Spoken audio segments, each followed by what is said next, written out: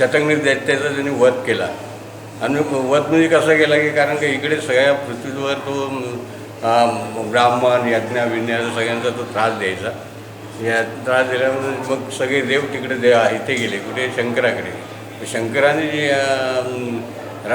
जटा आपटून एक कालभैरव निर्माण झाला आणि कालभैरवचं आणि शतघ्न त्याचं ते भयंकर युद्ध झालं. युद्ध झाल्यानंतर तो मायावी राक्षस होता, तो काय दिसत म्हणून त्यांनी योगेश्वरीचं स्मरण केलं आणि योगेश्वरीनं त्या राक्षसी योग माया आहे ना ते काढून घेतले. नंतर मग त्याचा हे काळभैरवचं त्याचं भयंकर युद्ध झालं आणि त्या शंकराने त्याचं ह्या काळभैरवाने त्याचं मुंडकं होऊन शंकराकडे आले.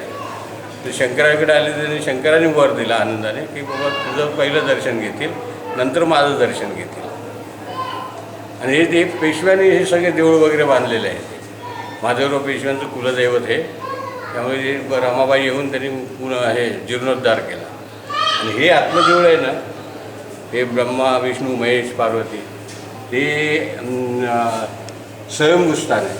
आणि हे आत्मदेऊळ आहे ते 3.5 हे मोरी असते ना ती ओलांडायची नसते, त्यामुळे ते अर्धी प्रदक्षिणा घालायची असते. त्याला सोमसूत्री प्रदक्षिणा